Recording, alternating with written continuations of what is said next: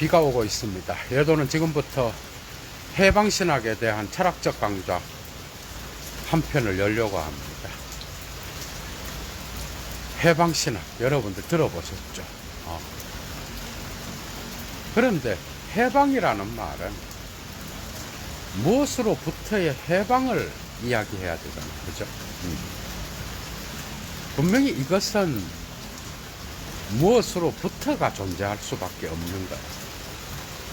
그러니까 부조리한 사회와 경제 정치적 조건, 그죠? 거기로부터의 해방을 말하는 거예요.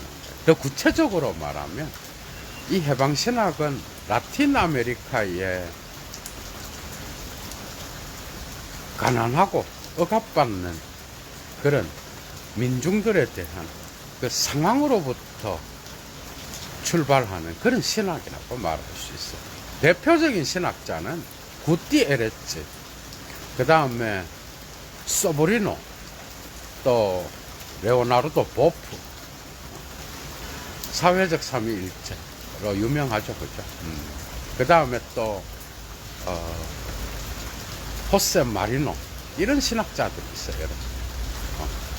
그런데 이것은 여러분, 라틴 아메리카는 개신교가 거의 없고요, 거의 가톨릭 국가였어. 그죠? 그 이유는 이미 여러분들이 역사적으로 알다시피 15, 16세기부터 포르투갈과 스페인이 라틴 아메리카를 식민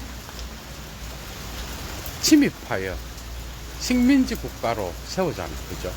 그때부터 이미 비극이 시작되었어. 그 이후에 19세기, 20세기로 넘어오면서 영국과 미국에 의하여 또다시 식민 지배를 받다가 1960년대부터 이제 미국의 보호 아래에, 허울 좋은 보호죠. 그죠? 보호 아래에 라틴 아메리카, 미국의 후원 아래에 라틴 아메리카의 독립이 이루어지고, 여기에서 군부 독재가 또 시작되는 그러한 참 아픔의 역사를 수백 년 동안 경험한 라틴 아메리카의 그 민중들의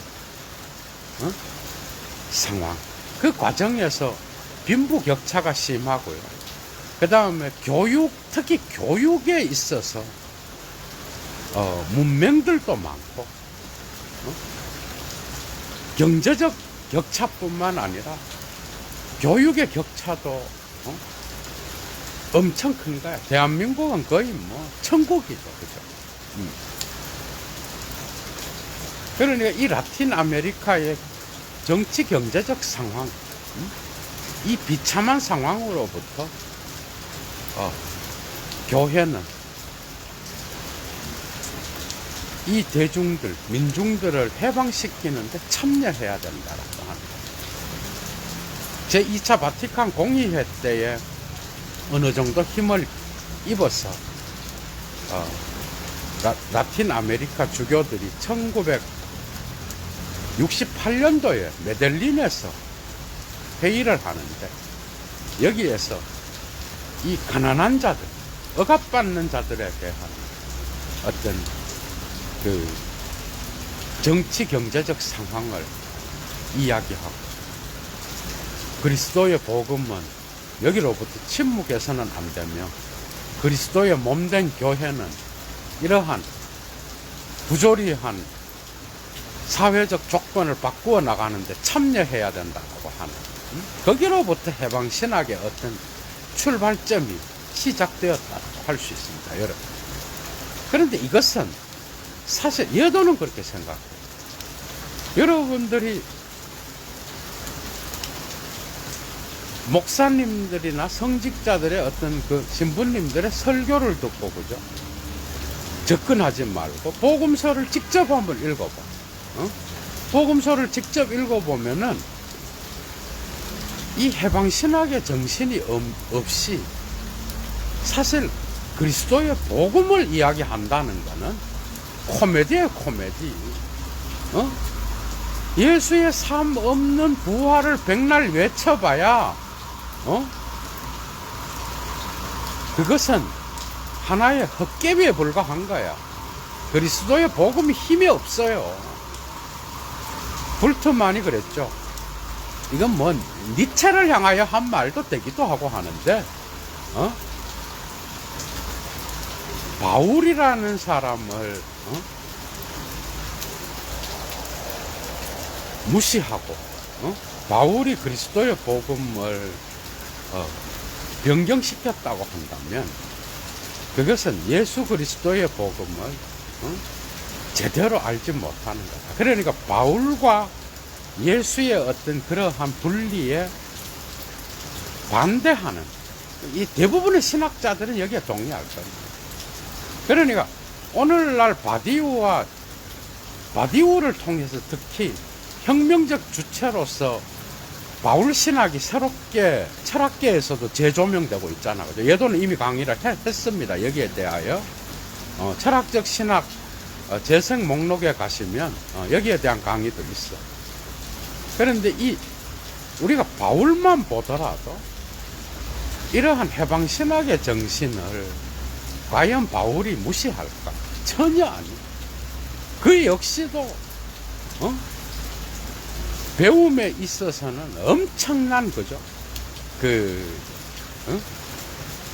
시대의 플라톤 철학에까지 정점에 이르렀던 지성인이었고, 그랬지만은 그는 스스로 고난받는 자리에 가서 그죠. 그리스도의 복음을 교회와 연결시키는 데 주도적인 역할을 한 인물이 바로 바울입니다. 그 점에서 볼 때는 바울 역시도 이 해방신학의 어떤 정신을 결코 복음에서 빠뜨렸을 때에 그 복음이 뭔가 내용 없는 복음이 된다는 거에는 동의할 거야. 그죠? 억압받는 자야. 그 다음 가난한 자의 어떤 그러한 삶의 조건으로부터 이들을 해방시키는 데에 교회는 참여해야 된다. 여기에 반대할 자가 누가 있어요? 여기에 반대할 자가 있나요? 아무도 없을 거야. 그죠? 여기에 대해서는. 그러니까 이것은 나중에 세계교회협의 WCC에서 받아들여서 어떤 중요한 세계교회협의회의 주제가 될 정도로 해방신학은 이제 에큐메니칼 운동으로 확산되게 되는 거예요. 그런데 어찌되었건 이러한 불평등한 제1세계 국가에 의한, 다시 말하면 서구 유럽과 북미, 미국을 중심으로 제1세계 국가에 의한 제3세계, 아프리카나 아시아나 그 다음에 라틴 아메리카와 같은 경제적으로 의존해야 되는 이런 국가들이, 그죠? 국가들의 어떤 그 상황을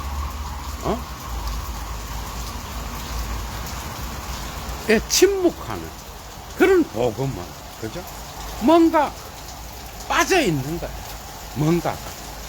여기에 대한 또 다른 참여의 어떤 그러한 운동으로서, 특히 독일에서 몰트만을 중심으로 요한 바프티스트 메츠, 그 다음에 여성신학자 도로테 젤레가 정치신학으로서 이런 해방신학을 지원하고 따라가는 그러한 역할을 했죠.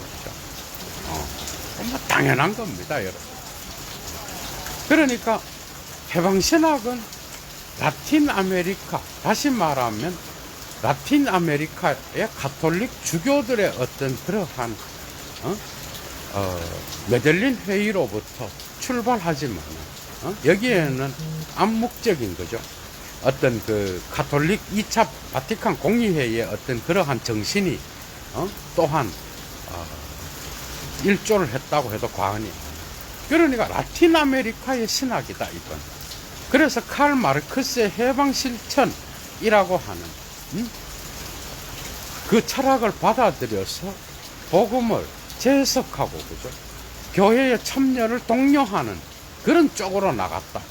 그래서 우리와는 상관없다. 이런 식의 방식은 웃기는 게 됐다라는 거예요. 이거는 세계적인 운동이 돼버려서 특히 그리스도교 세계 전체에 있어서는 이제 이해가 되죠. 그러니까 해방신학은 교회의 어떤 그러한 참여만을 독려하는 게 아니라 교회가 사회 문제에 침묵할 수 없도록 하는 그러한 계기가 됐어요, 여러분. 사실 프랑스 혁명 때까지만 해도 이 교회는 뭐야? 귀족과 그죠? 더불어서 성직자들은 축출되어야 돼. 그러한 세 개의 계급으로 나누어져 있었어요. 교회는 성직자들은 귀족과 함께 놀았다고 해도 과언이 아니야. 물론 거기에는 또 다른 역사가 있겠죠. 그러나 어쨌든 프랑스 혁명 시기에 성직자들은 그런 대우를 받았어. 대중들로부터. 그런데 이 해방신학이 라틴 아메리카로부터 출발하여 나타나게 되면서 전 세계적으로 사회 참여의 운동으로 나타나게 됐다라는 거예요. 자, 복음서로 들어갑니다, 여러분. 여러분들 봐봐. 복음서에 들어가면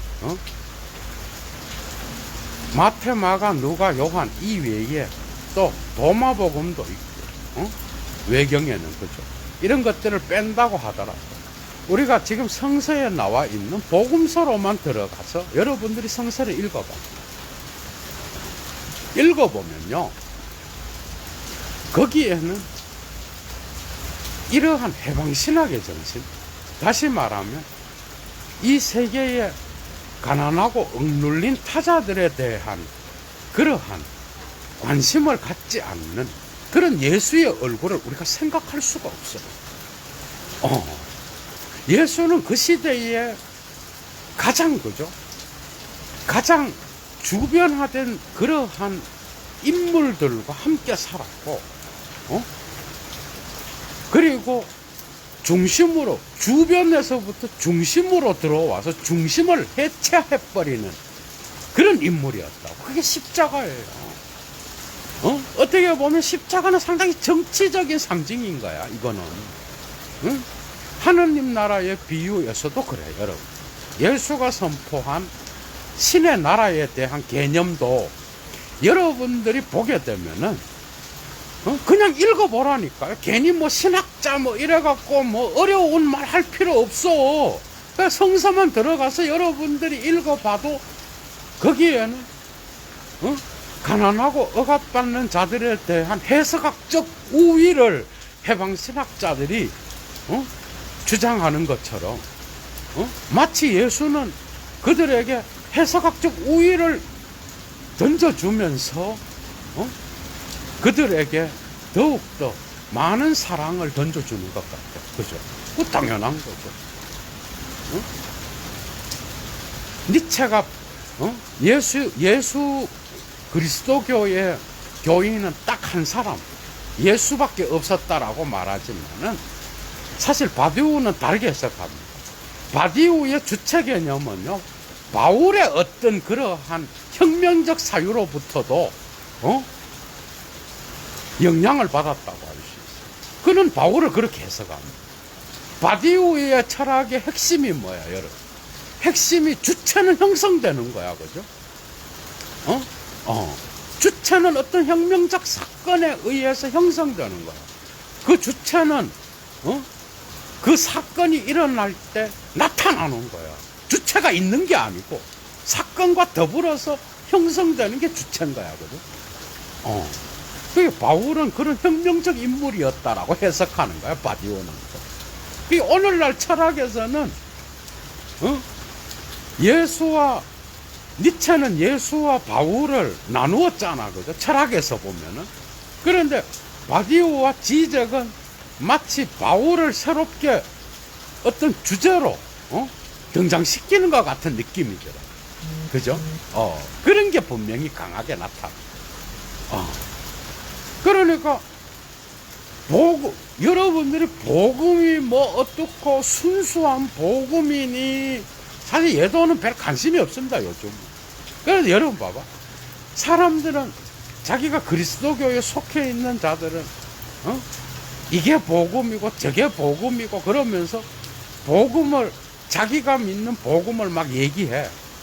그리고 다른 건 복음이 아니래. 근데 들어보면 다 개쓰레기 같은 이야기를 하고 앉아요. 자기 이데올로기를 이야기하고 있어요. 자기 이데올로기를. 그런 경우가 얼마나 많아. 예도는 그렇게 생각합니다.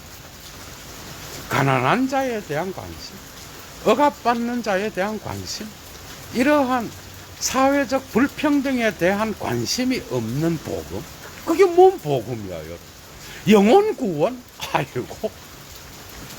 영혼 구원이 목적이에요? 교회의 목적이 영혼 구원이야? 뭐, 오케이. 그러면 이 세계가 어떻게 되든 간에,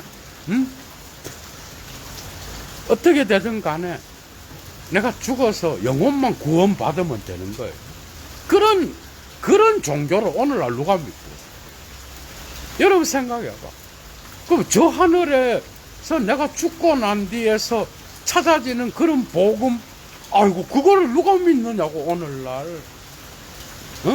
이게 왜 안 되는? 이 지배의 이데올로기가 될 수 있어요. 교회는 언제나 영혼 구원을 이야기하면서 부자들 쪽에 서 있었어요. 모든 사람이 그런 건 아니에요, 당연히. 이게 지배의 이데올로기가 될 수밖에 없는 거는 기존 질서를 축복하는 그러한 메시지가 될 수 있다는 거야. 그죠? 기존 질서를 축복하고 지금 돌아가고 있는 스타투스코를 긍정하는 그런 게 복음이라고 생각한다는 거야. 지금의 상황을 축복할 수 있다는 거예요. 그런 이데올로기는. 여기에 문제점이 있는 거지. 그리고 사회에 대해서 무관심하고, 그리고 교회의 목표는 이러한 정치 경제적인 이런 문제에 대하여서는 침묵해야 되고, 교회에 나오는 사람들의 영혼을 구원하는 게 우리의 목표다. 참 진짜 속아 웃을 일입니다. 지금도 이러고 앉아 있어요. 지금도.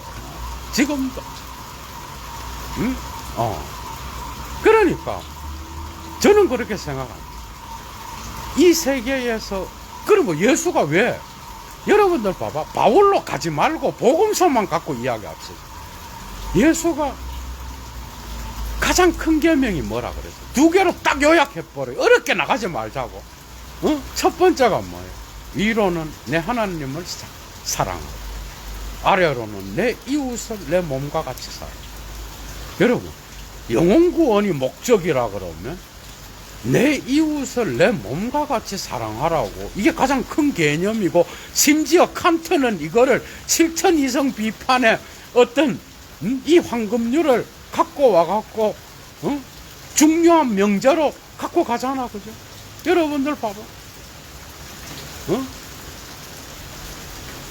나더러 주여 주여 하는 자마다 하느님 나라에 가는 게 아니라, 이 예수가 한 말,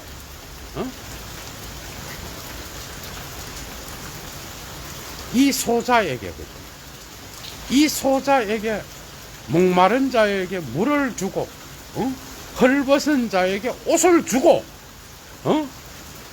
가난한 자에게 먹을 것을 주고, 이 소자에게 한 것이 나에게 한 것이다. 이런 메시지들은 교회에서 들려오지 않습니다, 오늘날. 그게 역사적 예수가 한 거에는 관심이 없어요. 이거는 데이비드 트레이시가 다원성과 모성에서도 하는 이야기예요. 예수를 따른다는 자들이 역사적 예수의 삶에는 관심이 없어. 자기의 영혼의 구원과 자기의 이 땅에서의 잘 처먹고 잘 사는 이런 거에만 관심을 갖고 있다. 이런 것들이 이제 문제점이에요. 그죠? 그러니까 뭐요? 역사적 예수의 삶을 빼버린 그러한 하느님, 삼위일체에서 제 이 위격을 차지하는 이 아들 하느님에 대한 역사적 삶, 이걸 무시하고 그러면 교회는 어디로 가는 거예요? 어디로 가는 거예요? 예수의 정신이 뭐예요? 부활한 영광의 신학을 받아들여서 하늘에서 죽고 나서 잘 처먹고 잘 살자, 우리 믿는 자들끼리. 이게 복음이야, 여러분. 이런 부분에서 한계가 있는 거예요. 이런 부분에. 그죠? 이 역사의, 이 역사적 현실에 대한 무관심. 이런 거는 오늘날, 이런 종교는 통하지 않는 시대가 됐어요. 그게 뭔 필요가 있어요, 교회가 그럼, 이 땅에서? 그냥, 하늘에 가서, 거기 가서 살면 되지. 이 땅에 교회가 뭔 필요가 있냐고.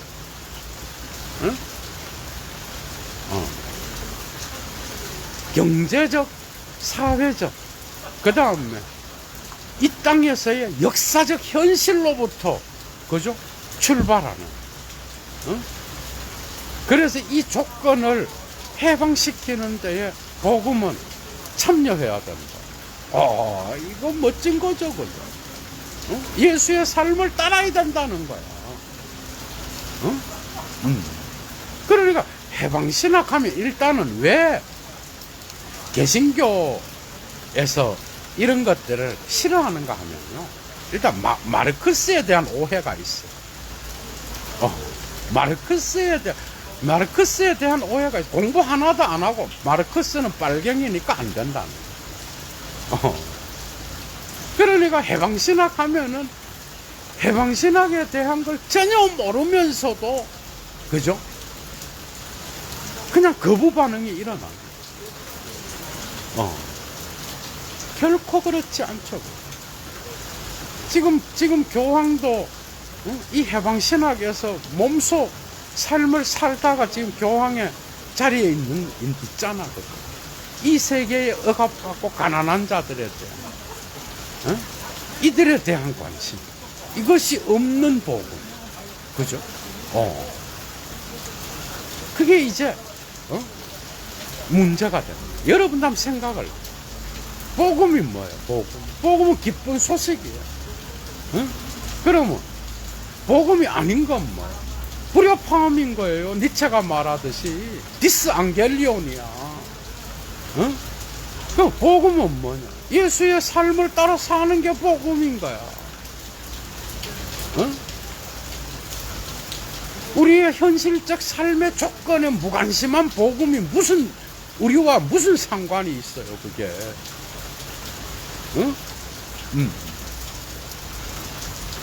그래서 저항해야 되는 거예요. 기존 질서에 저항하는 거예요. 해방신학. 왜? 기존 질서는 너무나 부조리하기 때문에. 제1세계 국가들에 의한 제3세계 국가들의 지배, 경제적 의존, 이것으로부터 해방되잖아. 그것만 있겠어요. 그러니까 여러분들이 믿으면 뭐 어디를 간다고 그러고 이런 것들이 전부 다가, 그죠?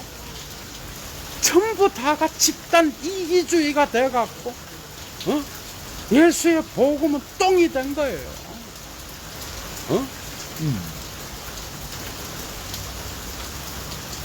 그러니까 해방신학은 이 상황으로부터 출발합니다. 사실은 유대인들의 삶 역시도 그런 거예요.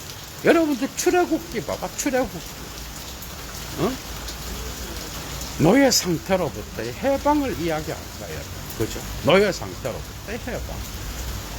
이 히브리인들이 얼마나 오랫동안 이집트에서 노예로 살았냐. 이것으로부터의 해방을 이야기하는 게 바로 출애굽의 역사인 거야, 여러분. 그걸로부터 이스라엘이라는 국가가 탄생되는 거잖아. 참 지금 팔레스타인과 또 이스라엘이 한번 붙어서 미국 대통령이 또 이상한 발언을 내서 문제가 되기도 하고 하는데 참 기나긴 거죠. 역사가 있는 거야. 그죠? 아픔의 역사가 있는 거야. 잘 판단해야 되는 거야. 그러니까 뭐 이런 것들에 대한 무관심.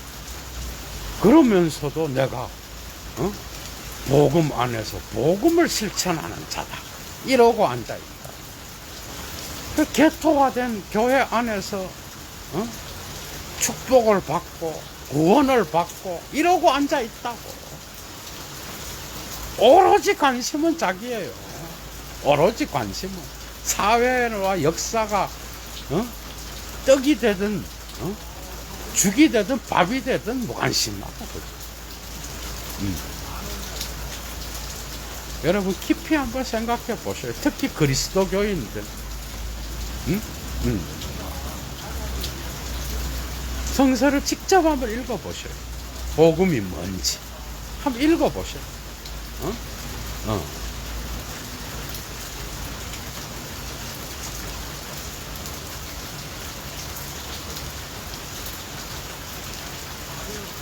저는 그렇게 생각해요. 철학자로. 이 땅에, 이 역사에, 무관심한 그런 종교가, 그죠. 이 역사의 현실에 무관심하고 영혼을 구원하는 그런 종교가 있다 그러면 저는 그 종교는, 저는 따라가지 않습니다. 그럼 뭐야, 그 가르치는 자의 지배 이데올로기예요.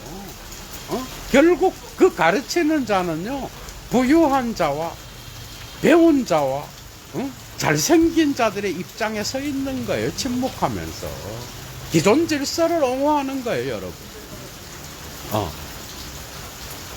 예수의 신의 나라가 기존 질서를 옹호합니까? 예수의 삶이 언제 기존 질서를 옹호해요? 기존 질서를 뒤집어 엎는 게 바로, 그러다가 저항하다가 죽은 게 예수인데. 문학적 패러디만 갖고도요, 이런 논리는 금방 무너져 버려요, 여러분. 그죠? 금방 무너져 버려요.